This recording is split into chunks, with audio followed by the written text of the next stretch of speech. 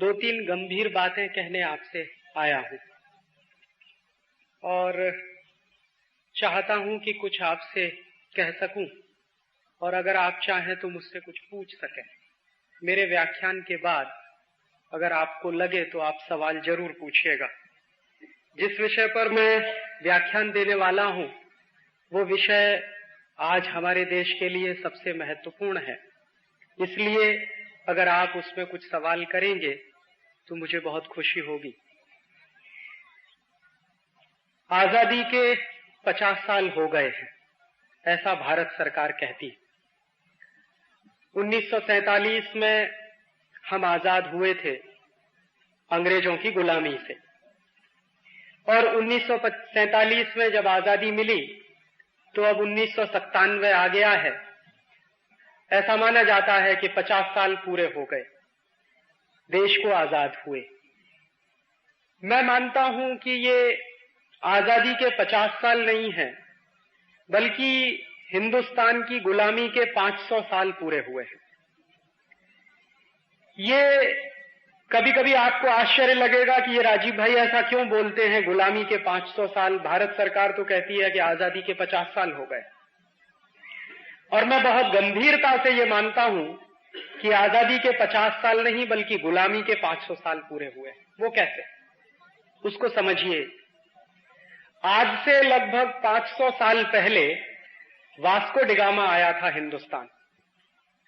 इतिहास की चौपड़ी में, इतिहास की किताब में हम सब ने पढ़ा होगा कि सन 1498 में मई की 20 तारीख को वास्को डिगामा हिंदुस्तान आया था।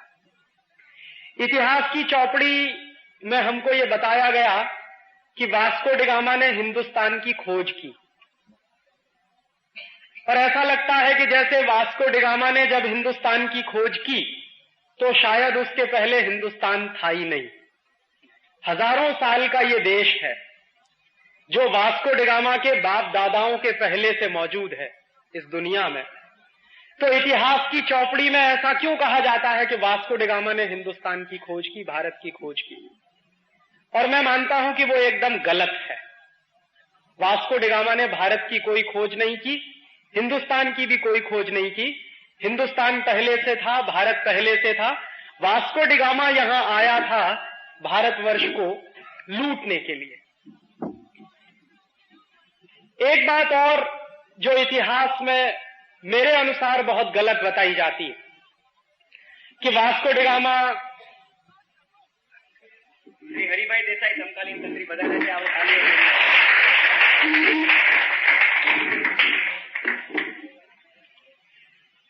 दूसरी बात जो मैं कह रहा था कि अक्सर ये कहा जाता है कि वो वास्को डिगामा एक बहुत बहादुर नाविक था, बहादुर सेनापति था, बहादुर सैनिक था और हिंदुस्तान की खोज के अभियान पर निकला था। ऐसा कुछ नहीं था। सच्चाई ये है कि पुर्तगाल का वो उस जमाने का डॉन था, माफिया था। जैसे आज के जमाने में हिंदुस्तान में बहुत सारे माफिया किंग हैं, उनका नाम लेने की जरूरत नहीं है क्योंकि मंदिर की पवित्रता खत्म हो जाएगी। ऐसे ही बहुत सारे डॉन और माफिया किंग 15वीं शताब्दी में होते थे यूरोप में, और 15वीं शताब्दी का जो यूरोप था वहां दो देश बहुत ताकतवर थे उस जमाने में। एक था स्पेन और दूसरा था पुर्तगाल। तो वास्को डिगामा जो था वो पुर्तगाल का माफिया किंग था।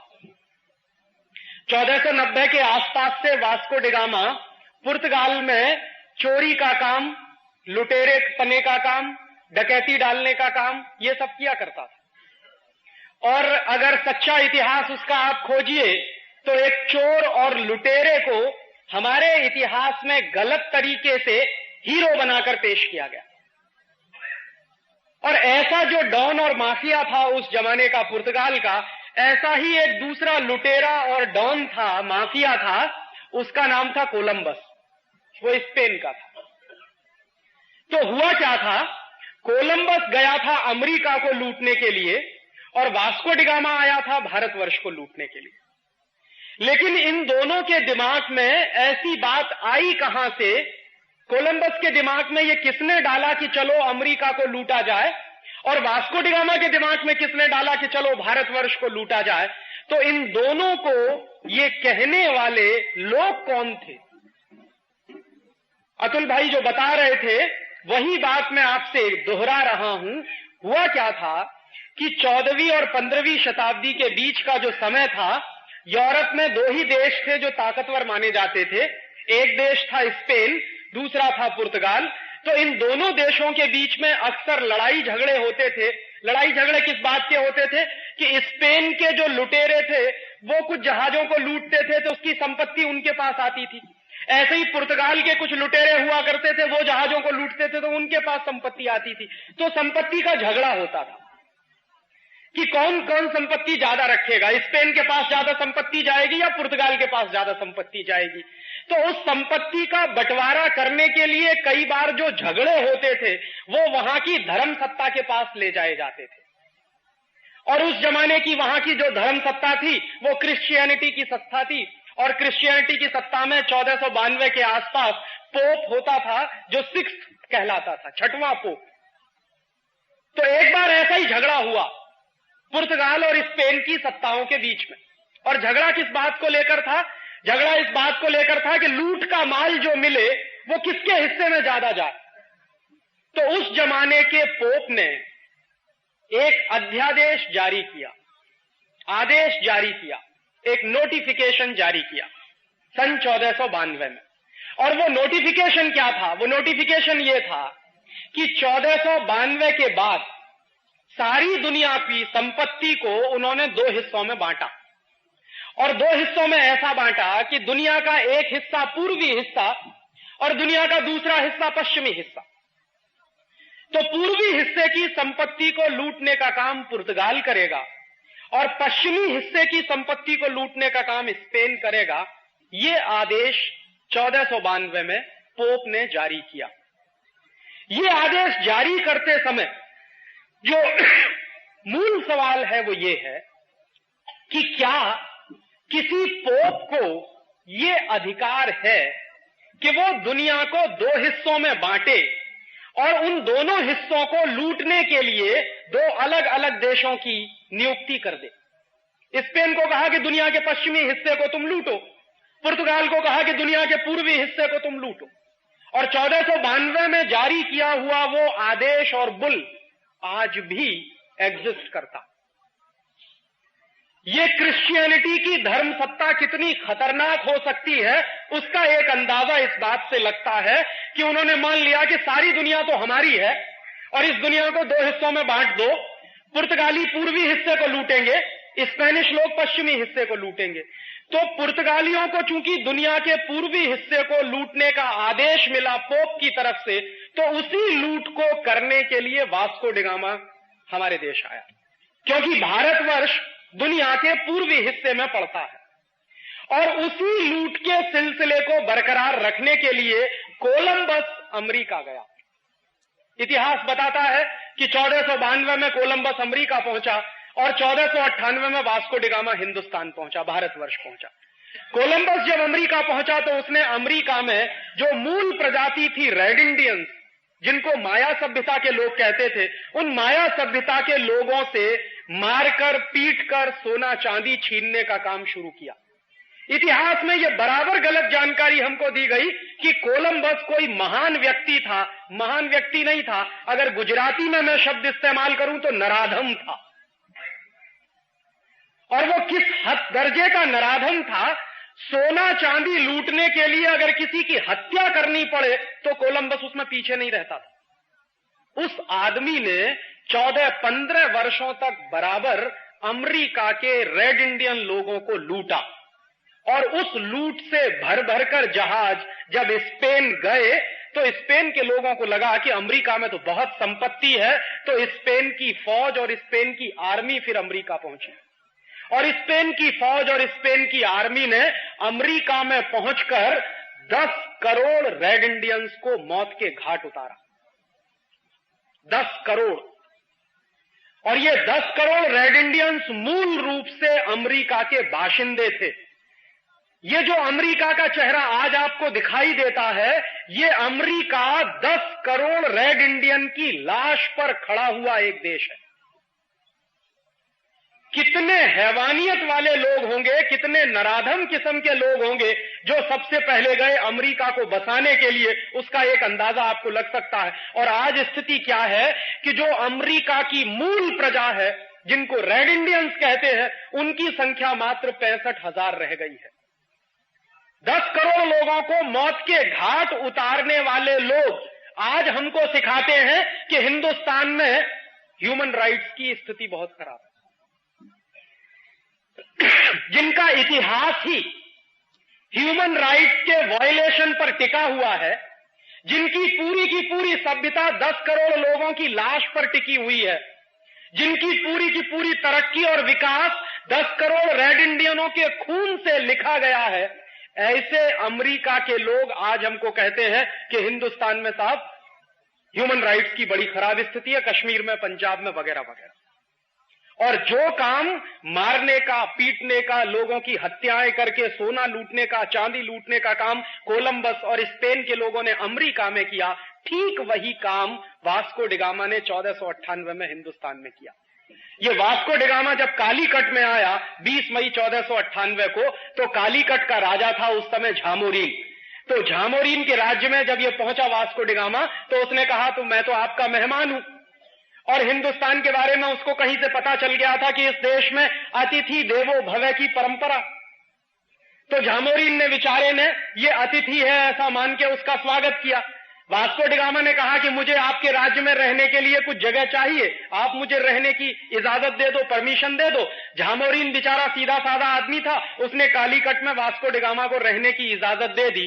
जिस वास्को डिगामा ने झामोरीन के राजा को अतिथि बनाया, उसका आतिथ्य ग्रहण किया, उसके यहां रहना शुरू किया, उसी झामोरीन की वास्को डिगामा ने हत्या कराई। और हत्या करा के खुद वास्को डिगामा कालीकट का मालिक बना।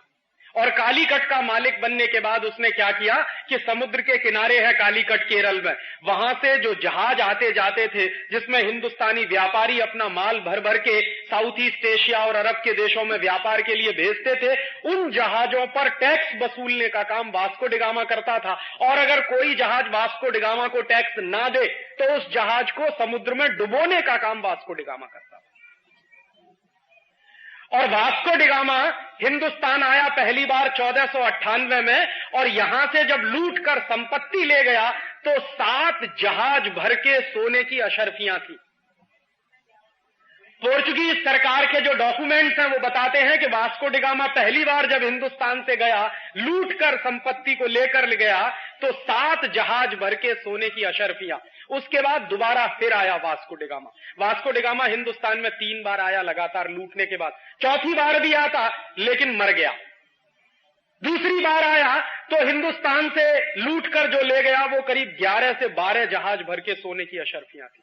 और तीसरी बार आया और हिंदुस्तान से जो लूट कर ले गया वो 21 से 22 जहाज भर के सोने की अशर्फियां थी। इतना सोना चांदी लूट कर जब वास्को डिगामा यहां से ले गया तो पुर्तगाल के लोगों को पता चला कि हिंदुस्तान में तो बहुत संपत्ति है। और भारतवर्ष की संपत्ति के बारे में उन्होंने पहले भी कहीं पढ़ा था, उनको कहीं से ये टेक्स्ट मिल गया था कि भारत एक ऐसा देश है जहां पर महमूद गजनवी नाम का एक व्यक्ति आया, 17 साल बराबर आता रहा, लूटता रहा इस देश को, एक ही मंदिर को, सोमनाथ का मंदिर जो वेरावल में, उस सोमनाथ के मंदिर को महमूद गजनवी नाम का एक व्यक्ति एक वर्ष आया, अरबों खरबों की संपत्ति लेकर चला गया, दूसरे साल आया फिर अरबों खरबों की संपत्ति ले गया, तीसरे साल आया फिर लूट कर ले गया, और 17 साल बराबर वो आता रहा और लूट कर ले जाता रहा। तो वो टेक्स्ट भी उनको मिल गए थे कि एक एक मंदिर में इतनी संपत्ति, इतनी पूंजी है, इतना पैसा है भारतवर्ष में, तो चलो इस देश को लूटा जाए। और उस जमाने में एक जानकारी और दे दूं, ये यूरोप वाले और अमेरिका वाले जितना अपने आप को विकसित कहें, सच्चाई ये है कि 14वीं और 15वीं शताब्दी में दुनिया में सबसे ज्यादा गरीबी यूरोप के देशों में थी। खाने पीने को भी कुछ होता नहीं था, प्रकृति ने उनको हमारी तरह कुछ भी नहीं दिया, ना उनके पास नेचुरल रिसोर्सेज हैं जितने हमारे पास हैं, न मौसम बहुत अच्छा है, न खेती बहुत अच्छी होती थी, और उद्योगों का तो प्रश्न ही नहीं उठता। 13वीं और 14वीं शताब्दी में तो यूरोप में कोई उद्योग नहीं होता था। तो उन लोगों का मूलतः जीविका का जो साधन था वो लुटेरेपन के काम से जीविका चलाते थे, चोरी करते थे, डकैती डालते थे, लूट डालते थे। ये मूल काम करने वाले यूरोप के लोग थे। तो उनको पता लगा कि हिंदुस्तान और भारतवर्ष में इतनी संपत्ति है, तो चलो उस देश को लूटा जाए। और वास्को डिगामा ने आकर हिंदुस्तान में लूट का एक नया इतिहास शुरू किया।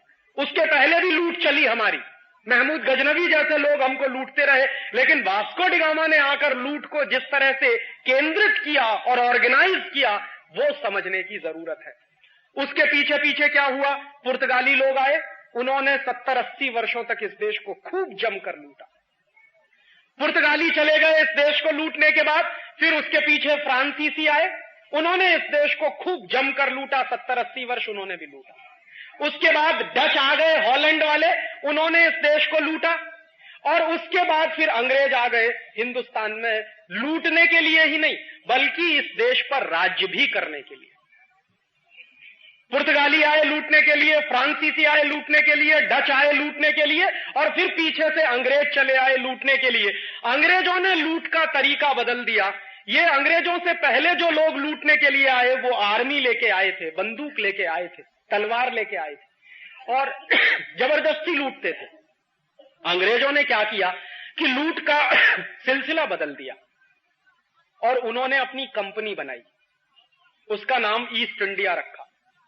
ईस्ट इंडिया कंपनी को लेकर सबसे पहले सूरत में आए, इसी गुजरात में। यह बहुत बड़ा दुर्भाग्य है इस देश का कि जब जब इस देश की लूट हुई है गुजरात के रास्ते हुई। जितने लोग इस देश को लूटने के लिए आए बाहर से, वो गुजरात के रास्ते घुसे इस देश में। इसको समझिए क्यों? क्योंकि गुजरात में संपत्ति बहुत थी और आज भी है। तो अंग्रेजों को लगा कि सबसे पहले लूटने के लिए चलो सूरत में, पूरे हिंदुस्तान में कहीं नहीं गए, सबसे पहले सूरत में आए और सूरत में आके ईस्ट इंडिया कंपनी के लिए कोठी बनानी है, ऐसा वहां के नवाब के सामने उन्होंने फरमान रखा। बेचारा नवाब सीधा साधा था, उसने अंग्रेजी ईस्ट इंडिया कंपनी को कोठी बनाने के लिए जमीन दे दी। कभी आप जाइए सूरत में, वो कोठी आज भी खड़ी हुई है, उसका नाम है कूपर विला। एक अंग्रेज था, उसका नाम था जेम्स कूपर। 6 अधिकारी आए थे सबसे पहले ईस्ट इंडिया कंपनी के, उनमें से एक अधिकारी था जेम्स कूपर। तो जेम्स कूपर ने अपने नाम पर उस कोठी का नाम रख दिया कूपर विला। वो ईस्ट इंडिया कंपनी की सबसे पहली कोठी बनी सूरत में।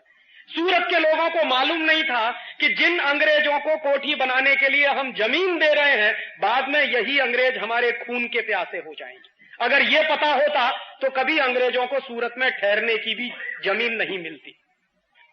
अंग्रेजों ने फिर वही किया, उनका जो असली चरित्र था। पहले कोठी बनाई, व्यापार शुरू किया, धीरे धीरे पूरे सूरत शहर में उनका व्यापार फैला और सन 1612 में सूरत के नवाब की हत्या कराई। जिस नवाब से जमीन लिया कोठी बनाने के लिए, उसी नवाब की हत्या कराई अंग्रेजों ने। और 1612 में जब नवाब की हत्या करा दी उन्होंने, तो सूरत का पूरा बंदरगाह अंग्रेजों के कब्जे में चला गया। और अंग्रेजों ने जो काम सूरत में किया था 1612 में, वही काम कलकत्ता में किया, वही काम मद्रास में किया, वही काम दिल्ली में किया, वही काम आगरा में किया, वही काम लखनऊ में किया। माने जहां भी अंग्रेज जाते थे अपनी कोठी बनाने के लिए ईस्ट इंडिया कंपनी को लेके, उस हर शहर पर अंग्रेजों का कब्जा होता था और ईस्ट इंडिया कंपनी का झंडा फहराया जाता था। 150 वर्षों के अंदर व्यापार के बहाने अंग्रेजों ने सारे देश को अपने कब्जे में ले लिया। 1750 तक आते आते सारा देश अंग्रेजी ईस्ट इंडिया कंपनी का गुलाम हो गया। किसी को नहीं मालूम था कि जिस ईस्ट इंडिया कंपनी को हम व्यापार के लिए छूट दे रहे हैं, जिन अंग्रेजों को हम व्यापार के लिए जमीन दे रहे हैं, जिन अंग्रेजों को व्यापार के लिए हिंदुस्तान में हम बुला के ला रहे हैं, वही अंग्रेज इस देश के मालिक हो जाएंगे, ऐसा किसी को अंदाजा नहीं था। अगर ये अंदाजा होता तो शायद कभी उनको छूट न मिलती। लेकिन 1750 में ये अंदाजा हुआ, और अंदाजा हुआ एक व्यक्ति को, उसका नाम था सिराजुद्दौला। बंगाल का नवाब था। तो बंगाल का नवाब था सिराजुद्दौला, उसको यह अंदाजा हो गया कि अंग्रेज इस देश में व्यापार करने नहीं आए हैं, इस देश को गुलाम बनाने आए हैं, इस देश को लूटने के लिए आए हैं, क्योंकि इस देश में संपत्ति बहुत है, क्योंकि इस देश में पैसा बहुत है। तो सिराजुद्दौला ने फैसला किया कि अंग्रेजों के खिलाफ कोई बड़ी लड़ाई लड़नी पड़ेगी, और उस बड़ी लड़ाई को लड़ने के लिए सिराजुद्दौला ने युद्ध किया अंग्रेजों के खिलाफ। इतिहास की चौपड़ी में आपने पढ़ा होगा, प्लासी का युद्ध हुआ 1757 में। लेकिन इस युद्ध की एक खास बात है जो मैं आपको याद दिलाना चाहता हूं, आज के समय में भी वो बहुत महत्वपूर्ण है। 1757 में जब प्लासी का युद्ध हुआ, मैं बचपन में जब विद्यार्थी था, कक्षा 9 में पढ़ता था मैं, तो मैं मेरे इतिहास के अध्यापक से यह पूछता था कि सर मुझे ये बताइए कि प्लासी के युद्ध में अंग्रेजों की तरफ से कितने सिपाही थे लड़ने वाले। तो मेरे अध्यापक कहते थे मुझको नहीं मालूम। तो मैं कहता था क्यों नहीं मालूम? तो कहते थे कि मुझे किसी ने नहीं पढ़ाया, तो मैं तुमको कहां से पढ़ा दूं। तो मैं उनको बराबर एक ही सवाल पूछता था कि सर आप जरा ये बताइए कि बिना सिपाही के कोई युद्ध हो सकता है कि नहीं? तो फिर हमको ये क्यों नहीं पढ़ाया जाता कि युद्ध में कितने सिपाही थे अंग्रेजों के पास। और उसके दूसरी तरफ एक और सवाल मैं अक्सर पूछता था कि अच्छा ये बताइए अंग्रेजों के पास कितने सिपाही थे, ये तो हमको नहीं मालूम। सिराजुद्दौला जो लड़ रहा था हिंदुस्तान की तरफ से, उसके पास कितने सिपाही थे? तो कहते थे वो भी नहीं मालूम। प्लासी के युद्ध के बारे में इस देश में इतिहास की 150 किताबें हैं जो मैंने देखी हैं। उन 150 में से एक भी किताब में यह जानकारी नहीं दी गई है कि अंग्रेजों की तरफ से कितने सिपाही लड़ने वाले थे और हिंदुस्तान की तरफ से कितने सिपाही लड़ने वाले थे। और मैं आपको सच बताऊं, मैं मेरे बचपन से इस सवाल से बहुत परेशान रहा और इस सवाल का जवाब अभी 3 साल पहले मुझे मिला। वो भी हिंदुस्तान में नहीं मिला, लंदन में मिला। लंदन में एक इंडिया हाउस लाइब्रेरी है, बहुत बड़ी लाइब्रेरी है। उस इंडिया हाउस लाइब्रेरी में हिंदुस्तान के गुलामी के 20,000 से ज्यादा दस्तावेज रखे हुए हैं जो हमारे देश में नहीं है, वहां रखे। भारतवर्ष को अंग्रेजों ने कैसे तोड़ा, कैसे गुलाम बनाया, इसकी पूरी विगतवार जानकारी उन 20,000 दस्तावेजों में इंडिया हाउस लाइब्रेरी में मौजूद है। मेरे एक परिचित हैं प्रोफेसर धर्मपाल, वो 40 वर्ष तक यूरोप में रहे। मैंने एक बार उनको एक चिट्ठी लिखी, मैंने कहा सर मैं ये जानना चाहता हूं बेसिक क्वेश्चन कि प्लासी के युद्ध में अंग्रेजों के पास कितने सिपाही थे। तो उन्होंने कहा देखो राजीव, अगर तुमको ये जानना है तो बहुत कुछ जानना पड़ेगा और तुम तैयार हो जानने के लिए। मैंने कहा मैं सब जानना चाहता हूं। मैं इतिहास का विद्यार्थी नहीं लगा, लेकिन इतिहास को समझना चाहता हूं कि ऐसी कौन सी खास बात थी जो हम अंग्रेजों के गुलाम हो गए। ये समझ में तो आना चाहिए अपने को कि कैसे हम अंग्रेजों के गुलाम हो गए। ये इतना बड़ा देश, 34 करोड़ की आबादी वाला देश, 50,000 अंग्रेजों का गुलाम कैसे हो गया, ये समझना चाहिए। तो वो प्लासी के युद्ध पर से वो समझ में आया। उन्होंने कुछ दस्तावेज मुझे भेजे फोटोकॉपी करा के, और वो मेरे पास अभी भी है। उन दस्तावेजों को जब मैं पढ़ता था तो मुझे पता चला कि प्लासी के युद्ध में अंग्रेजों के पास मात्र 300 सिपाही थे, 300, और सिराजुद्दौला के पास 18,000 सिपाही थे। अब किसी भी सामने के विद्यार्थी से, बच्चे से या सामान्य बुद्धि के आदमी से आप ये पूछो कि एक बाजू में 300 सिपाही और दूसरे बाजू में 18,000 सिपाही, कौन जीतेगा? 18,000 सिपाही जिसके पास है वो जीतेगा। लेकिन जीता कौन? जिनके पास मात्र 300 सिपाही थे वो जीत गए, और जिसके पास 18,000 सिपाही थे वो हार गए। और हिंदुस्तान के, भारतवर्ष के एक एक सिपाही के बारे में अंग्रेजों के पार्लियामेंट में यह कहा जाता था कि भारतवर्ष का एक सिपाही अंग्रेजों के 5 सिपाहियों को मारने के लिए काफी है, इतना ताकतवर। तो इतने ताकतवर 18,000 सिपाही अंग्रेजों के कमजोर 300 सिपाहियों से कैसे हारे, ये बिल्कुल गंभीरता से समझने की जरूरत है। और उन दस्तावेजों को देखने के बाद मुझे पता चला कि हम कैसे हारे। अंग्रेजों की तरफ से जो लड़ने आया था उसका नाम था रॉबर्ट क्लाइव, वो अंग्रेजी सेना का सेनापति था। और भारतवर्ष की तरफ से जो लड़ रहा था सिराजुद्दौला, उसका भी एक सेनापति था, उसका नाम था मीर जाफर। तो हुआ क्या था, रॉबर्ट क्लाइव ये जानता था कि अगर भारतीय सिपाहियों से सामने से हम लड़ेंगे तो हम 300 लोग हैं, मारे जाएंगे, 1 घंटे भी युद्ध नहीं चलेगा। और क्लाइव ने इस बात को कई बार ब्रिटिश पार्लियामेंट को चिट्ठी लिख के कहा था। क्लाइव की 2 चिट्ठियां हैं उन दस्तावेजों में। एक चिट्ठी में क्लाइव ने लिखा कि हम सिर्फ 300 सिपाही हैं और सिराजुद्दौला के पास 18,000 सिपाही हैं, हम युद्ध जीत नहीं सकते हैं। अगर ब्रिटिश पार्लियामेंट, अंग्रेजी पार्लियामेंट ये चाहती है कि हम प्लासी का युद्ध जीतें तो जरूरी है कि हमारे पास और सिपाही भेजे जाएं। उस चिट्ठी के जवाब में क्लाइव को ब्रिटिश पार्लियामेंट की एक चिट्ठी मिली थी और वो बहुत मजेदार है, उसको समझना चाहिए। उस चिट्ठी में ब्रिटिश पार्लियामेंट के लोगों ने ये लिखा कि हमारे पास इससे ज्यादा सिपाही है नहीं। क्यों नहीं है?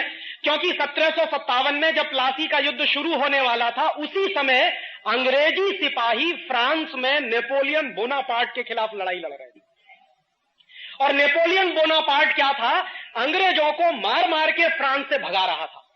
तो पूरी की पूरी अंग्रेजी ताकत और अंग्रेजी सेना नेपोलियन बोनापार्ट के खिलाफ फ्रांस में लड़ती थी, इसलिए वो ज्यादा सिपाही दे नहीं सकते थे। तो उन्होंने कहा अपने पार्लियामेंट में कि हम इससे ज्यादा सिपाही आपको दे नहीं सकते, जो 300 सिपाही है उन्हीं से आपको प्लासी का युद्ध जीतना है। तो रॉबर्ट क्लाइव ने अपने 2 जासूस लगाए। उसने कहा देखो युद्ध लड़ेंगे तो मारे जाएंगे, अब आप एक काम करो। उसने 2 अपने साथियों को कहा कि आप जाओ और सिराजुद्दौला की आर्मी में पता लगाओ कि कोई ऐसा आदमी है क्या जिसको रिश्वत दे दे, जिसको लालच दे दे, और रिश्वत के लालच में जो अपने देश से गद्दारी करने को तैयार हो जाए, ऐसा आदमी तलाश करो। उसके 2 जासूसों ने बराबर सिराजुद्दौला की आर्मी में पता लगाया कि हां एक आदमी है, उसका नाम है मीर जाफर।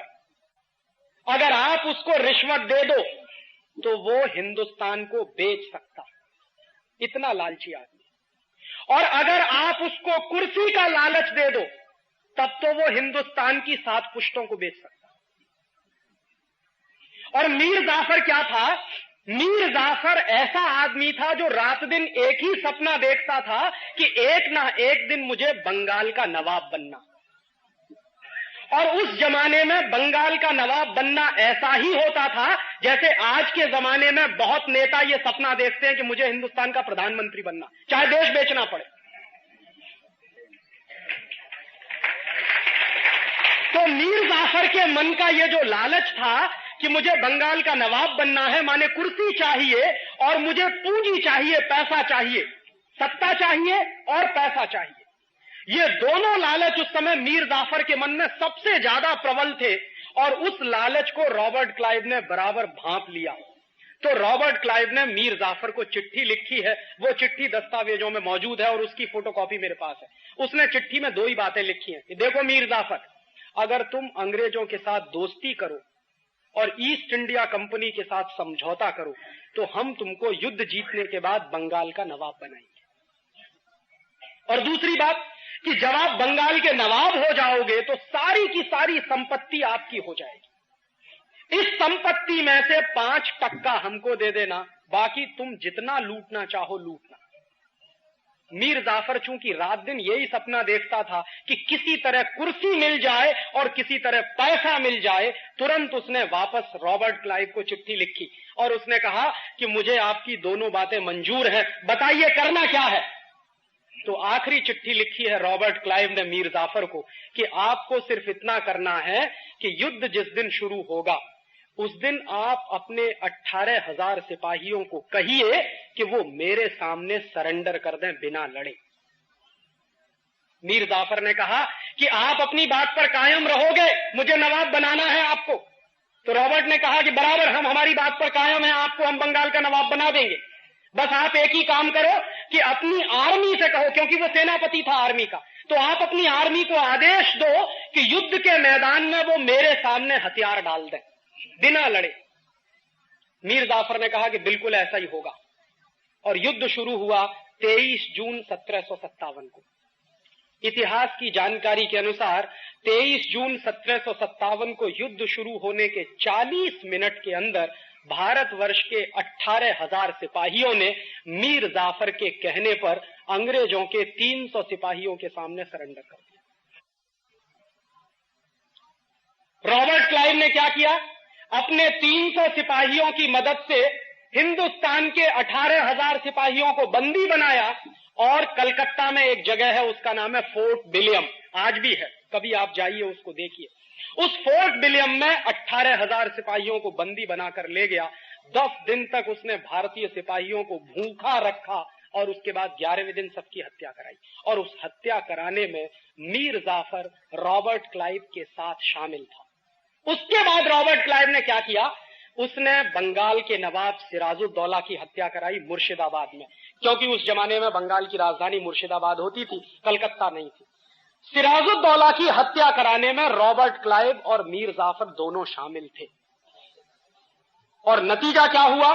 बंगाल का नवाब सिराजुद्दौला मारा गया। जो ईस्ट इंडिया कंपनी को भगाने का सपना देखता था इस देश में, वो मारा गया, और जो ईस्ट इंडिया कंपनी से दोस्ती करने की बात करता था वो बंगाल का नवाब हो गया, मीर जाफर। इस पूरे इतिहास की दुर्घटना को मैं एक विशेष नजर से देखता हूं। मैं कई बार ऐसा सोचता हूं कि क्या मीर जाफर को मालूम नहीं था कि ईस्ट इंडिया कंपनी से दोस्ती करेंगे तो इस देश की गुलामी आएगी? मीर जाफर जानता था इस बात को। मीर जाफर बराबर जानता था कि मैं मेरे कुर्सी के लालच में जो खेल खेल रहा हूं, उस खेल में इस देश को सैकड़ों वर्षों की गुलामी आ सकती है, ये वो जानता था। और यह भी जानता था कि अपने स्वार्थ में, अपने लालच में मैं जो गद्दारी करने जा रहा हूं इस देश के साथ, उसके क्या दुष्परिणाम होंगे वो भी उसको मालूम थे। लेकिन इसका होता कि हम 1757 ऐसा सोचता हूं कि गुलामी से आजाद हो जाते, क्योंकि 18,000 सिपाही हमारे पास थे और 300 अंग्रेज सिपाहियों को मारना बिल्कुल आसान काम था हमारे लिए। हम 1757 में ही अंग्रेजों की गुलामी से आजाद हो जाते, एक बात। और दूसरी बात, ये जो 200 वर्ष की गुलामी हमको झेलनी पड़ी 1757 से 1947 तक की, और उस 200 वर्ष की गुलामी को भगाने के लिए 6 लाख लोगों की जो कुर्बानियां हमको देनी पड़ी, वो बच गया होता। भगत सिंह, चंद्रशेखर, ऊधम सिंह, तात्या टोपे, झांसी की रानी लक्ष्मीबाई, सुभाष चंद्र बोस, ऐसे ऐसे नौजवानों की कुर्बानियां दी हैं। ये कोई छोटे मोटे लोग नहीं थे। सुभाष चंद्र बोस तो आईसीएस टॉपर थे। ऊधम सिंह चाहता तो अय्याशी कर सकता था, बड़े बाप का बेटा था। भगत सिंह और चंद्रशेखर की भी यही हैसियत थी, चाहते तो जिंदगी की, जवानी की रंगरेलियां मनाते और अपनी नौजवानी को ऐसे फंदे में नहीं फंसाते। ये सारे वो नौजवान थे जिनका खून इस देश के लिए बहुत महत्वपूर्ण था। 6 लाख ऐसे नौजवानों की कुर्बानियां जो हमने दी, वो नहीं देनी पड़ती, और अंग्रेजों की जो यातनाएं सही, जो अपमान हमने बर्दाश्त किया, वो नहीं करना पड़ता अगर एक आदमी नहीं होता, मीर जाफर। लेकिन चूंकि मीर जाफर था और मीर जाफर का लालच था कुर्सी का और पैसे का, उस लालच ने इस देश को 200 वर्ष के लिए गुलाम बना दिया। और मैं आपसे यही कहने आया हूं कि 1757 में तो एक मीर जाफर था, आज हिंदुस्तान में हजारों मीर जाफर।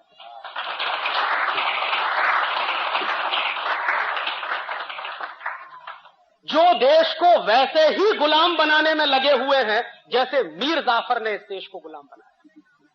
मीर जाफर ने क्या किया था?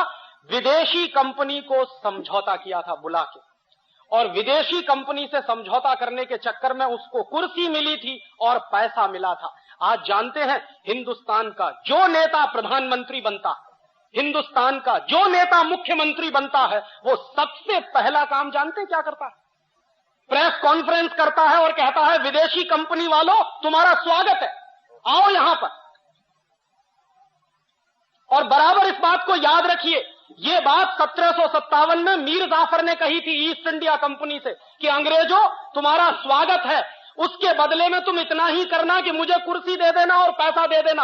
आज के नेता भी वही कह रहे हैं, विदेशी कंपनी वालों तुम्हारा स्वागत है।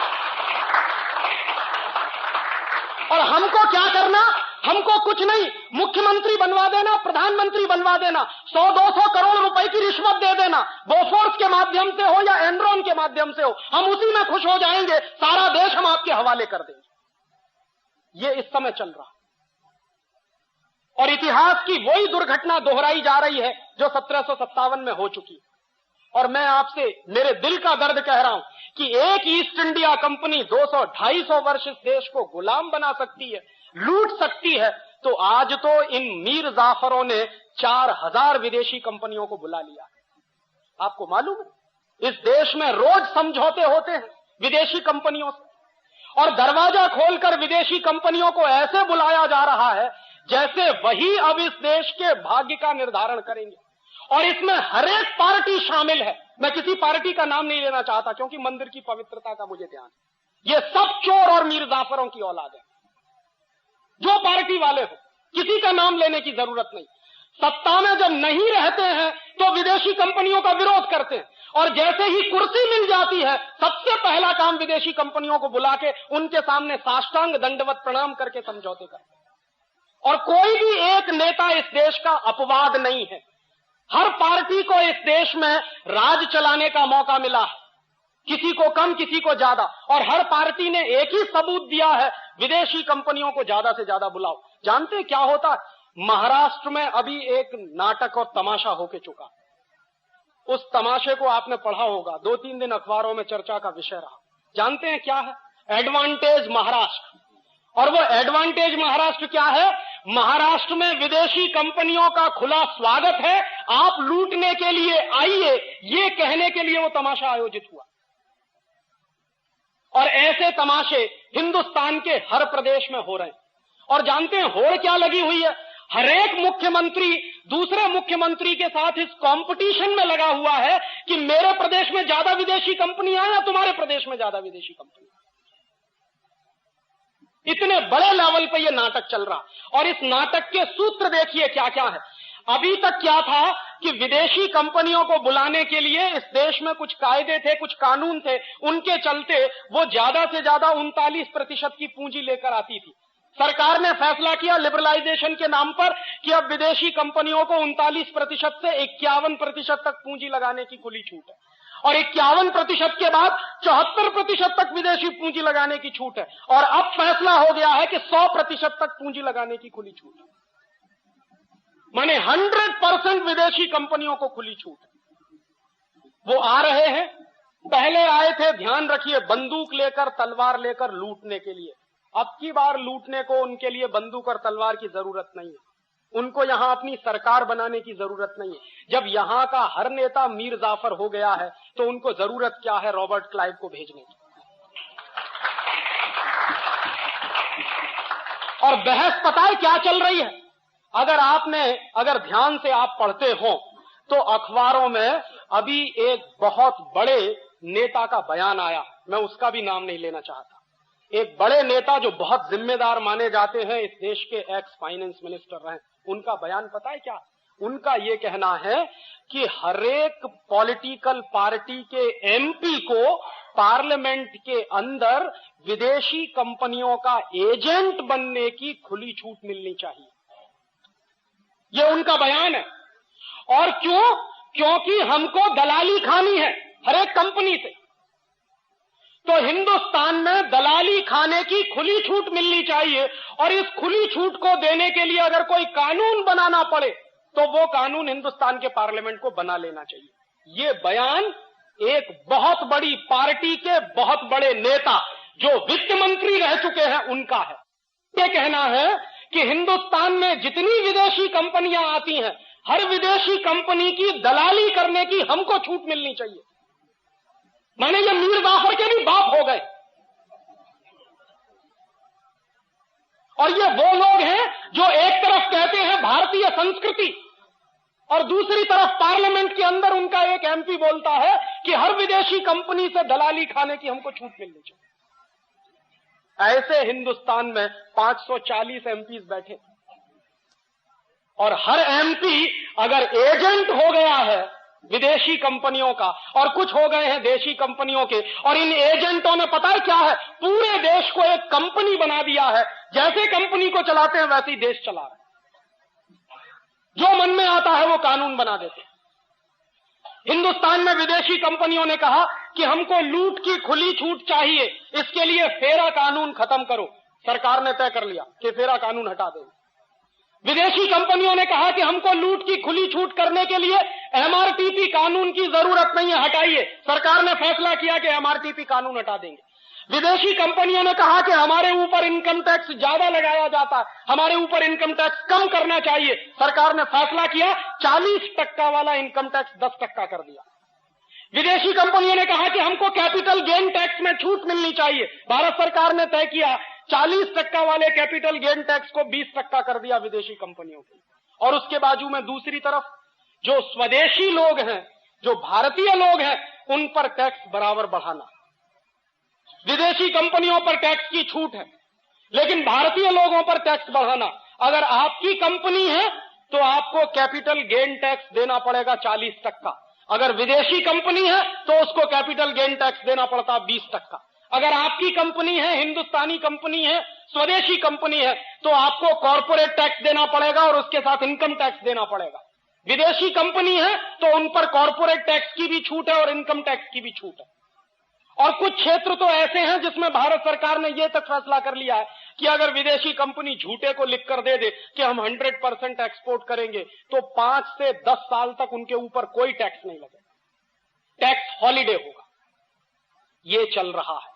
और इतना ही नहीं है, इसके बाद यहां तक बात पहुंच गई है, शायद आपको अंदाजा लग गया हो, सरकार ने नोटिफिकेशन जारी कर दिया है कि अगर विदेशी कंपनी वाले कुछ लाख या कुछ करोड़ रुपए की संपत्ति इस देश में लाएं और लगाएं, तो विदेशी कंपनी के अधिकारियों को भारतवर्ष का नागरिक माना जा सकता, ड्यूअल सिटीजनशिप। और ये बात हमारे देश के प्रधानमंत्री जब विदेश गए थे वहां कह के आए, यहां नहीं कहा पार्लियामेंट में। विदेश गए थे न्यूयॉर्क, और न्यूयॉर्क में विदेशी कंपनियों के अधिकारियों ने जब उनको पूछा कि आप ड्यूअल सिटीजनशिप के मामले में क्या कहने वाले, तो हमारे प्रधानमंत्री ने ताल ठोक के कह दिया कि आप आइए, कुछ करोड़ रुपए की संपत्ति ले आइए, तो हम आपको हिंदुस्तान का नागरिक मानने को तैयार हैं। और अगर विदेशी कंपनी वाले हिंदुस्तान का नागरिक बन जाए क्योंकि कुछ पूंजी लेकर आए हैं, तो उनकी हैसियत आपकी हैसियत के बराबर हो जाएगी। और अगर विदेशी कंपनी का कोई अधिकारी इस देश का नागरिक हो सकता है, तो इस देश के पार्लियामेंट का चुनाव भी लड़ सकता, क्योंकि इस देश में पार्लियामेंट का चुनाव लड़ने के लिए कोई क्वालिफिकेशन नहीं चाहिए, बस एक ही क्वालिफिकेशन कि आप इस देश के नागरिक हैं या नहीं हैं। आप चोर हैं, चुनाव लड़ सकते हैं, उचक्के हैं, चुनाव लड़ सकते हैं, गुंडे हैं, चुनाव लड़ सकते हैं, डॉन हैं, चुनाव लड़ सकते हैं, माफिया किंग हैं, चुनाव लड़ सकते हैं। और तो और छोड़ दीजिए, अगर आपने 30 मर्डर किए हैं तो आप चुनाव लड़ सकते हैं और पार्लियामेंट में पहुंच सकते हैं। और ऐसे 1-2 लोग नहीं हैं। इस बार के आपके देश की लोकसभा में 80 से ज्यादा ऐसे एमपीज हैं जो नोटेड हिस्ट्री शीटर हैं।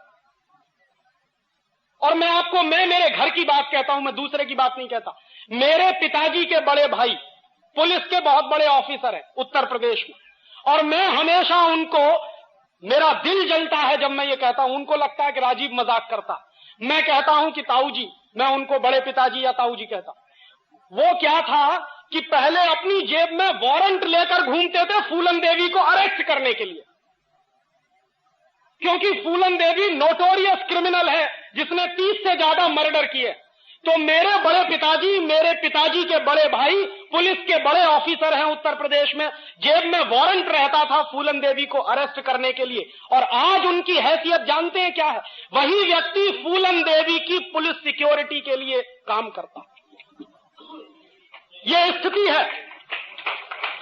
और मैं उनसे कहता हूं कि इस जलालत की नौकरी से अच्छा है कि लात मार के बाहर निकल आओ। माने कल तक जिसको गिरफ्तार करने के लिए वारंट लेकर घूमते थे, आज उसी फूलन देवी की सुरक्षा व्यवस्था में वो लगे रहते हैं। और फूलन देवी जैसे 80 सांसद हैं इस देश में जो लोकसभा में बैठे हैं, उनके पास कोई क्वालिफिकेशन नहीं है सिवाय इसके कि उन्होंने मर्डर किए हैं, उन्होंने डकैतियां डाली हैं, उन्होंने चोरी की है, उन्होंने झूठ बोला है। और जो जितने ज्यादा मर्डर कर सके, जो जितनी ज्यादा चोरियां और डकैती डाल सके, वो उतना ही बड़ा नेता है इस देश में। और इस देश की जनता का भी देख लीजिए कि ऐसे ही लोगों को थंपिंग मेजॉरिटी से जिता के पार्लियामेंट में भेजा जाता है। ये हमारे देश के पार्लियामेंट्री डेमोक्रेसी सिस्टम के गाल पर सबसे बड़ा तमाचा है। और आज बंबई में चुनाव हो रहा, मैं 2-3 दिन से अखबार पढ़ रहा हूं, ये खबरें बराबर में पढ़ रहा हूं कि अंडरवर्ल्ड के लोग अब यहां चुनाव में खड़े होकर पहुंच रहे हैं। माने आज तक जो कानून का उल्लंघन करते आए हैं, कल को वो बैठेंगे कानून बनाने के लिए, और आप उनके द्वारा शासित होंगे। माने अज्ञानी व्यक्ति, चोर, उचक्का, गुंडा, लुटेरा, लफंगा आपके ऊपर शासन करेगा, मंत्री बनेगा और आप उसको मालाएं पहनाएंगे। इससे बड़ा तमाचा पॉलिटिकल डेमोक्रेसी पे कोई दूसरा हो नहीं सकता। तो भारत सरकार ने तो फैसला कर दिया है कि अब तो हिंदुस्तान में विदेशी कंपनी वाले कुछ पूंजी लेकर आए और इस देश में वो चुनाव लड़ सकते हैं, पार्लियामेंट में जा सकते हैं। और चुनाव कैसे लड़ा जाता है, कैसे जीता जाता है, ये आप जानते हो, मैं भी जानता हूं। चुनाव को जीतने के लिए गुंडा शक्ति चाहिए और चुनाव को जीतने के लिए धन की शक्ति चाहिए। विदेशी कंपनियों के पास दोनों ही चीजें मौजूद हैं। वो गुंडा शक्ति भी ला सकते हैं और वो धन की शक्ति भी इस देश में इकट्ठी कर सकते हैं।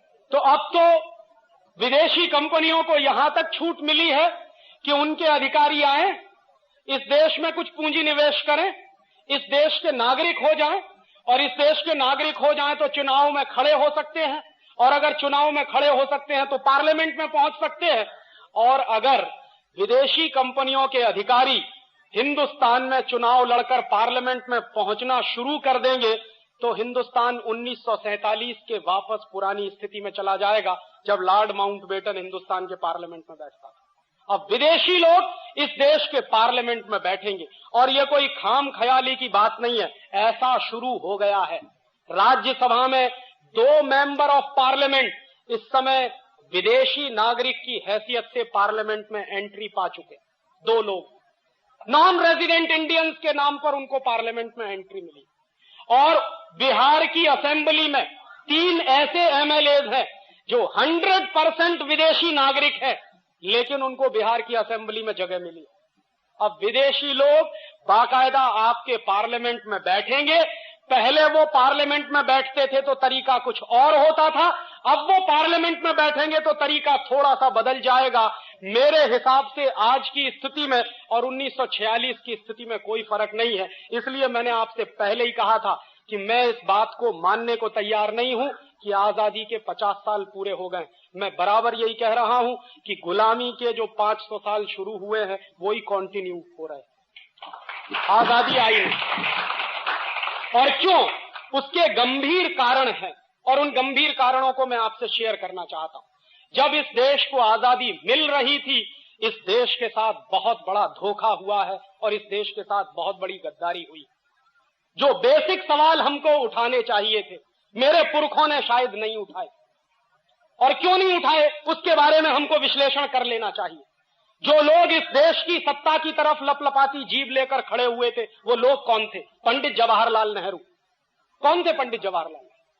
हिंदुस्तान का सबसे अय्याश व्यक्ति,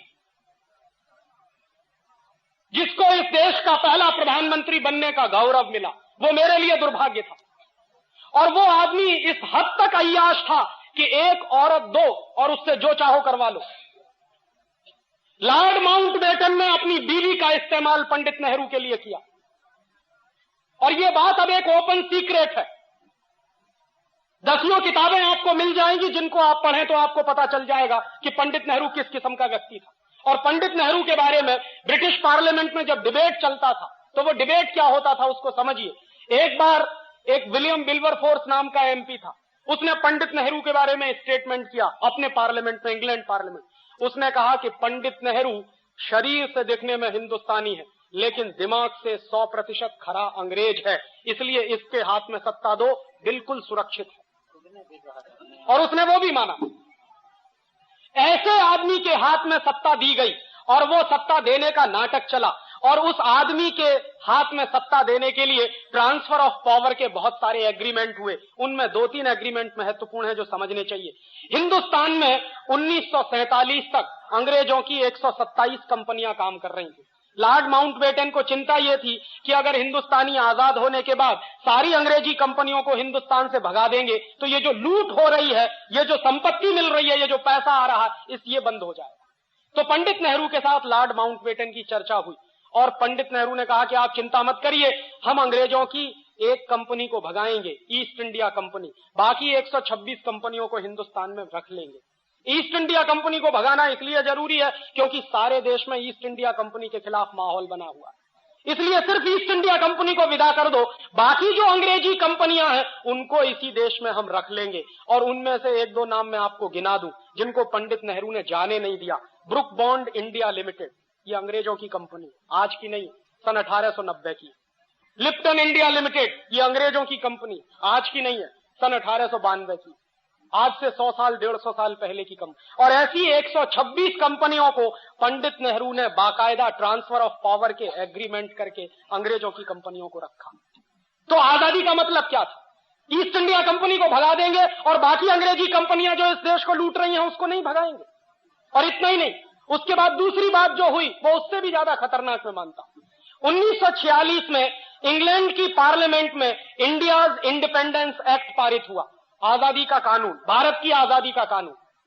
और मेरे जैसे नौजवान से अगर पूछा जाए तो हिंदुस्तान को ब्रिटेन के पार्लियामेंट से कानून पारित करने के बाद आजादी दी गई है, हमने आजादी ली नहीं। क्योंकि यह तो मैं बहुत बेचारगी की स्थिति मानता हूं कि कोई हमको कानून पारित करके आजाद करे।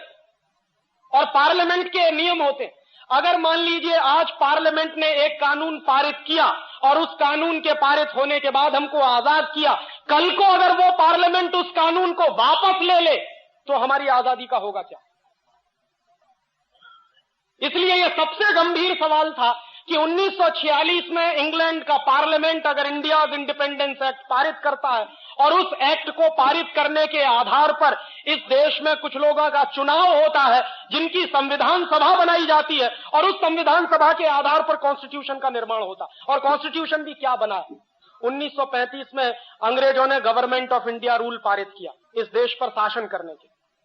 और 1935 का जो गवर्नमेंट ऑफ इंडिया रूल था वो हिंदुस्तान को उन्होंने अगले 1000 साल तक गुलाम बनाए रखने के लिए पारित किया था।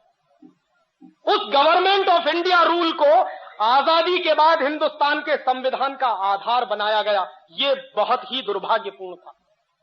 दुनिया में कोई भी देश जब आजाद होता है तो पुरानी व्यवस्थाओं को बनाकर नहीं रखता, उठा के फेंक देता।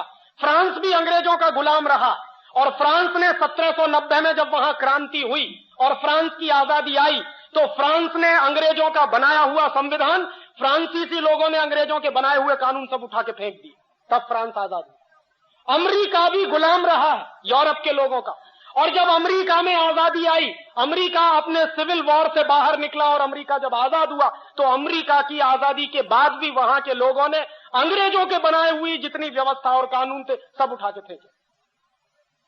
तो मैंने मेरे देश के पुरखों से ये पूछने का सवाल है मेरा, और ये मेरा हक बनता है कि जिस 1935 के गवर्नमेंट ऑफ इंडिया रूल को अंग्रेजों ने इस देश पर शासन करने के लिए बनाया था, उसको हिंदुस्तान के लोगों ने फेंका क्यों नहीं उठा के? क्यों उसको हिंदुस्तान के संविधान का आधार बनाया?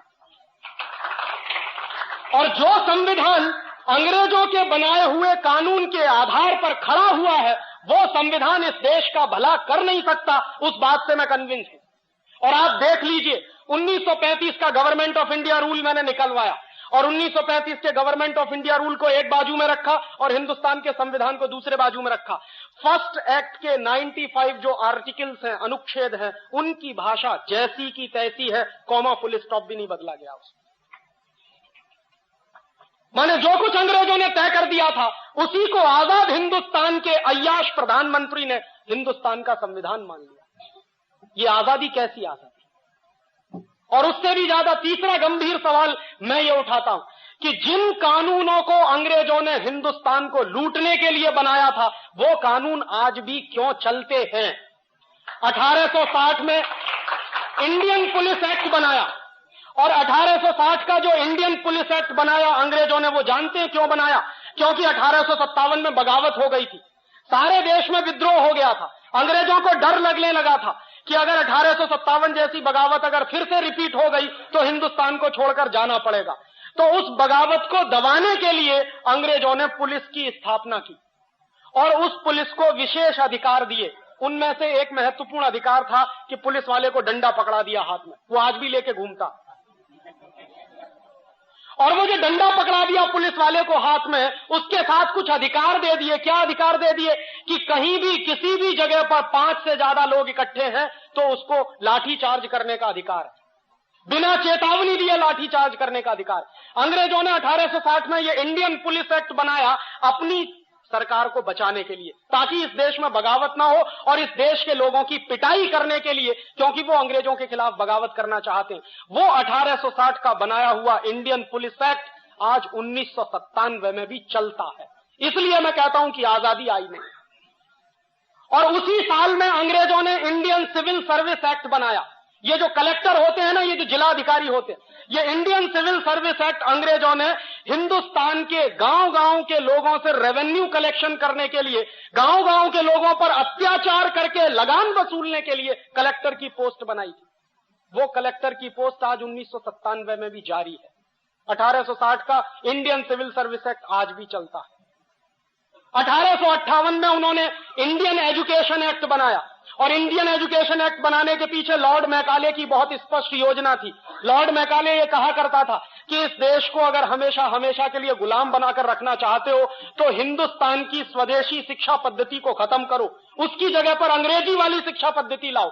तो इस देश में शरीर से हिंदुस्तानी लेकिन दिमाग से अंग्रेज पैदा होंगे, और जो दिमाग से अंग्रेज पैदा होंगे वो इस देश की यूनिवर्सिटीज से निकलेंगे, और वही लोग शासन करेंगे तो हमारे हित में करेंगे। ये 1858 में 1858 में अंग्रेजी सरकार ने लागू किया ये एक्ट, और उसी एक्ट के लागू होने के बाद कलकत्ता यूनिवर्सिटी बना, बॉम्बे यूनिवर्सिटी बना, मद्रास यूनिवर्सिटी बना। वो कानून 1858 में जो बनाया था वो आज भी चलता है, और ये तीनों यूनिवर्सिटीज गुलामी के प्रतीक इस देश में खड़े हुए। 1894 में अंग्रेजी सरकार ने लैंड एक्विजिशन एक्ट बनाया, जमीन को हड़पने का कानून। और जमीन को हड़पने के काम में हिंदुस्तान में डलहौजी नाम का एक कुख्यात अंग्रेज ऑफिसर था, वो मशहूर था।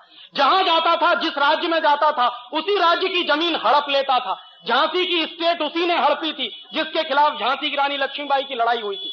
और झांसी की रानी लक्ष्मीबाई ने अंग्रेजों के खिलाफ जो लड़ाई लड़ी अपने स्टेट को बचाने के लिए, उस झांसी की रानी लक्ष्मीबाई को मरवाने का काम जानते हैं किन लोगों ने किया? ये खानदिया सिंधिया खानदान। और ये सिंधिया खानदान वही है जिसके सपूत माधवराव सिंधिया आज भी हीरे की अंगूठी लेके हिंदुस्तान के मंत्री बनकर बैठते। ये वही लोग हैं जिन्होंने झांसी की रानी की हत्या करवाई थी अंग्रेजों के साथ साजिश करके। वो लोग आज भी इस देश को रूल करते हैं। वो गंदा खून जिसने अंग्रेजों की मदद से इस देश को बर्बाद करने में कसर नहीं छोड़ी, वही खून आज भी इस देश में मंत्री बनकर बैठता। उनकी अम्मा एक पार्टी में है और वो दूसरी पार्टी में, और उनका बस चले तो बेटा बेटियों को तीसरी पार्टी में भर्ती कर दे, क्योंकि जिंदगी भर अय्याशी का जो नशा चढ़ गया है वो उतरता नहीं है। राजे महाराजे अब एक दूसरे किस्म के पैदा हो गए। पहले पुराने जमाने के राजे महाराजे और होते थे, अब ये नए राजे महाराजे पैदा हो गए। तो अंग्रेजों द्वारा बनाए गए वो सारे कानून जो इस देश में चलते हैं, अंग्रेजों का बनाया हुआ संविधान का आधार जो इस देश में चलता है, और सबसे बड़ी बात 1946 का इंडिया इंडिपेंडेंस एक्ट जिसके आधार पर हमको आजादी मिली।